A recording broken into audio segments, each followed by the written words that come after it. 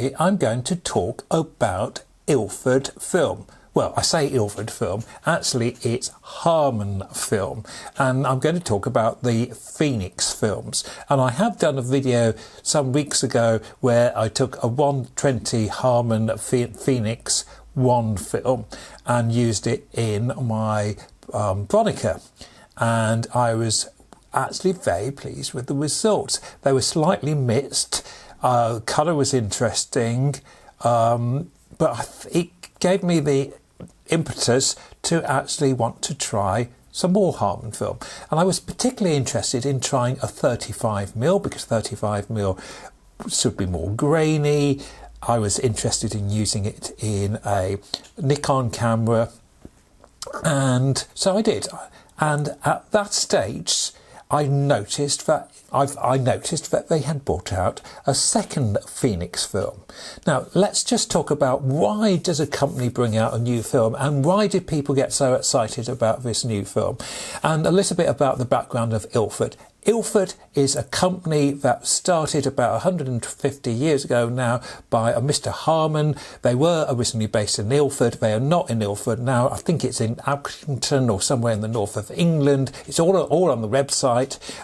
They've been there a long time. They have a big manufacturing plant, and they were famous and are famous for producing black and white film. Some excellent black and white film and black and white paper, and they are a world-renowned company. Now, at one point they were owned by a Swiss company, and they did make some colour products, and at one point, and there was a sort of management buyout. I can't remember the complete story, but I believe that they can't put the name Ilford on colour film, but so they've branded it Harman, but it was made by the Ilford company, if that makes sense. Why bring out a colour film, especially if you're specialist in black and white film? And Ilford are one of the world's specialist black and white manufacturers of film and paper. Well, a tiny bit like what has happened to the vinyl record industry, there has been an increased interest from basically young people, a lot younger than myself, into film photography and colour film. I started with black and white film and colour film a long time ago. Colour film was quite expensive when I started, and it was always the slightly trickier film, because a black and white film you can develop yourself quite easily, whereas a colour film was harder to develop and even harder to print. It was a complex film so it was very rare for people who printed their own film to do colour. Some people did.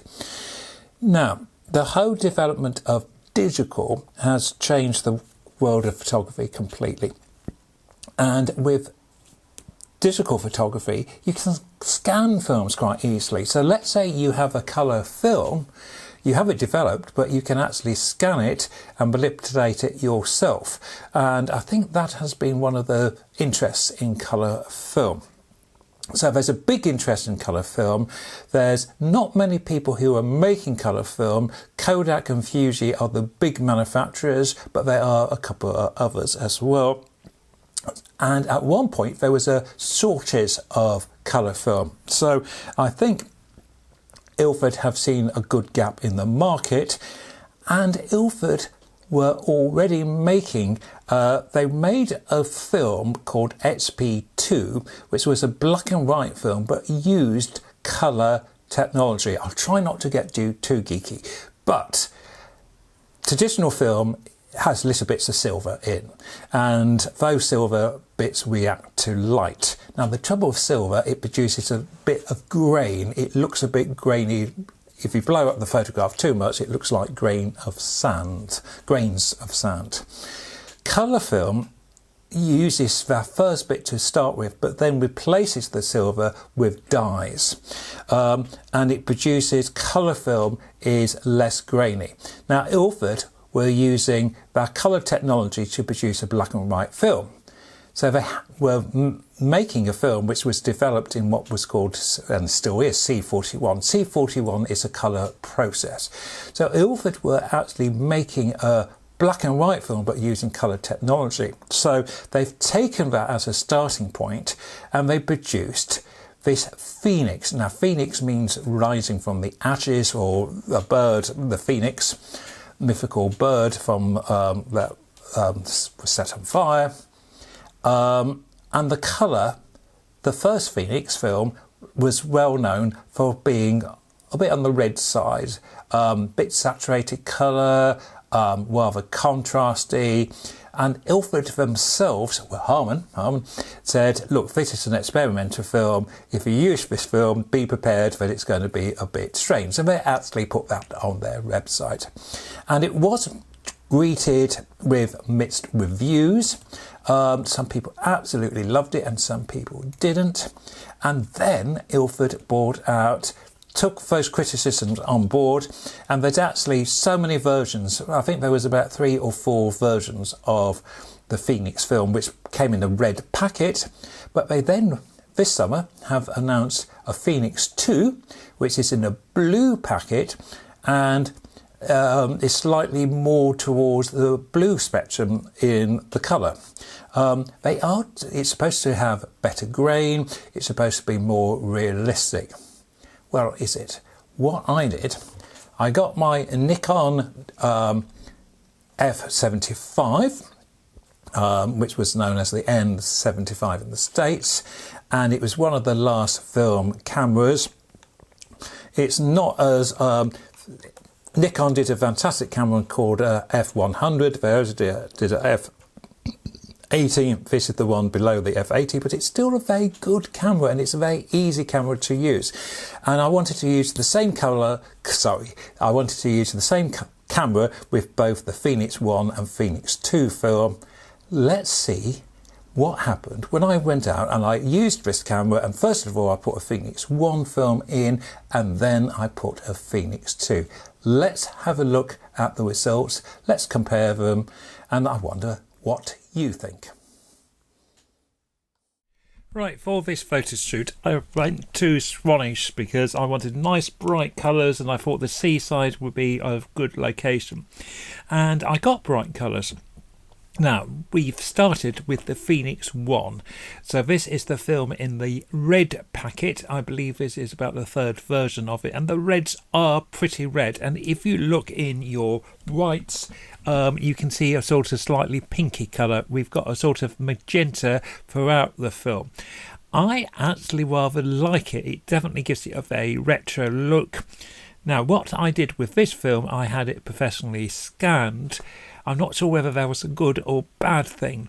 When I did the 120 film, I found I was messing about with it so much I wasn't sure what the true colours should be. Now, this is interesting. This is the scanned, and the next photo after this, I've done an auto-colour correct in Photoshop, and it's not a lot of difference really. It's quite interesting.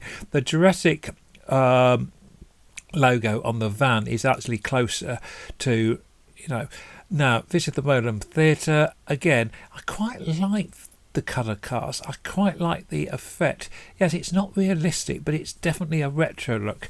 And the same with this fire station. That is not really a true red, but it's an interesting red. Now, when I started out with photography, I was so much looking for true colour, and if I had used this film then, I think I would have been a bit disappointed. But now somehow we like something that looks different. We like something that's interesting, or I do.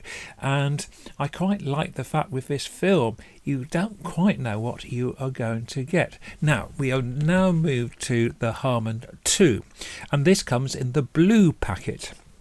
And I would say it's definitely got a blue cast to it. It's supposed to be finer grain. Now, this is an interesting image because later on I thought, right, let's do a colour correction in Photoshop. So this is the uncorrected version, this is the corrected version. And then if we put them side to side in a moment, you will see not a lot of difference. There's a bit of difference, but I thought Photoshop, yes, you can see the difference, and I can hear someone who is saying there's an awful lot of difference there. The big difference is, if you look on the left, you still have got some sort of pink going through to the right, which is clear in the version on the right. Now, again, Harman 2 is supposed to be a far more I was going to say reliable film. Consistent is the term they've used. And I must say a lot of the photos were consistently slightly bluey green. I think this is a typical example of what I thought was slightly bluey green. But again, it's quite a sharp image. I quite like it. I didn't do a lot of colour. You see, about flower, I think it's a bit quite yellow, and it's not. But it is vibrant. It is, as I keep on using the term, interesting. To me, that looks a bit washed out colour. I haven't done any corrections there. Perhaps I ought to. Both films are great fun to use. But it's not a cheap film. I think I paid £11-12, and then you've got the developing. So I would use it again, but with a little bit of caution. It's fun. Bye for now. Hope that's been of some interest.